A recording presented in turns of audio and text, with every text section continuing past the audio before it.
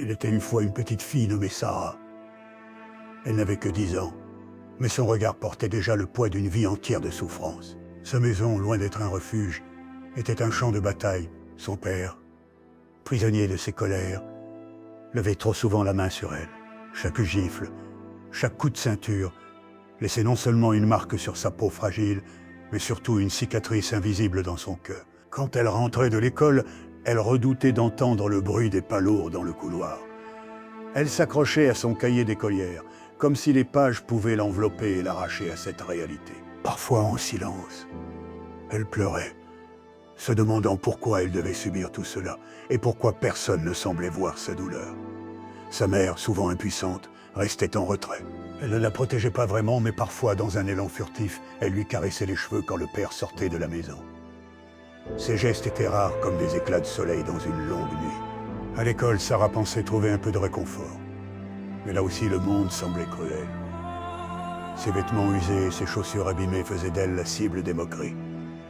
Les autres enfants riaient d'elle, l'appelaient par des surnoms blessants.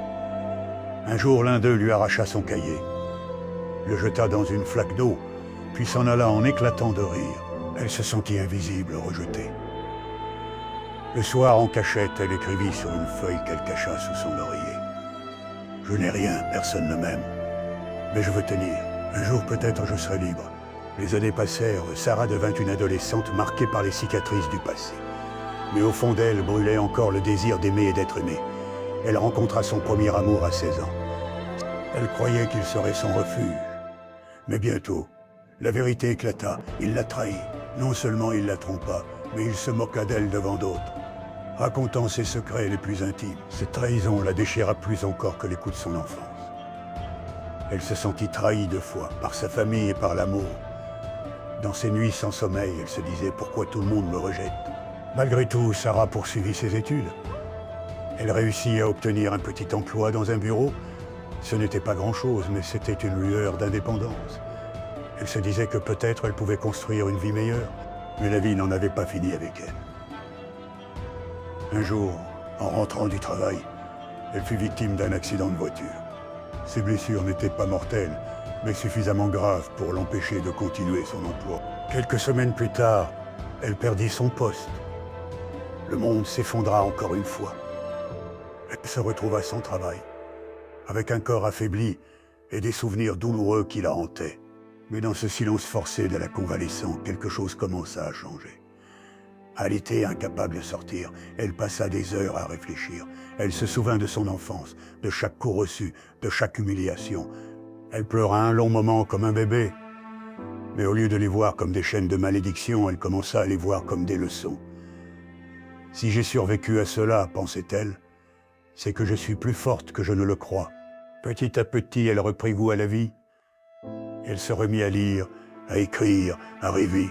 Elle reprit ses études par correspondance, et à force de persévérance, elle obtint un diplôme. Bientôt, elle trouva un travail stable dans une école. Devant ses élèves, elle ne parlait jamais de son passé, mais ses paroles étaient empreintes d'une douceur rare.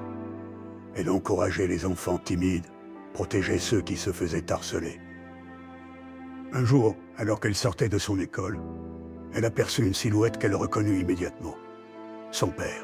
Il avait vieilli. Ses cheveux étaient blancs, son dos voûté. Quand il la vit, il baissa la tête. Il s'approcha tremblant et murmura « Sarah, je sais que je t'ai fait du mal. Je n'étais pas un père. Je n'étais qu'un bourreau. Pardonne-moi. » À cet instant, tous ses souvenirs revinrent. Sarah inspira profondément. Puis, d'une voix calme, elle dit « Père, tu m'as brisé. Mais Dieu m'a reconstruite. Si je suis debout aujourd'hui, c'est parce que je n'ai pas choisi la haine. Je te pardonne. » Quelques mois plus tard, au détour d'une rue, elle croisa son ancien amour de jeunesse, celui qui l'avait trahi. La vie ne l'avait pas épargné. Il avait l'air fatigué, usé, marqué par ses erreurs. « Sarah, je ne mérite pas de te parler. Je me rends compte de ce que je t'ai fait. » Elle le regarda un moment, puis répondit « Tu m'as blessé, oui, mais aujourd'hui je n'ai plus de haine contre toi.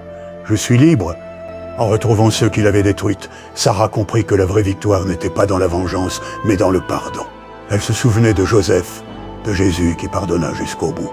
Ce que les autres avaient projeté pour me détruire, Dieu l'a transformé en force. Je ne suis pas une victime, je suis un témoignage.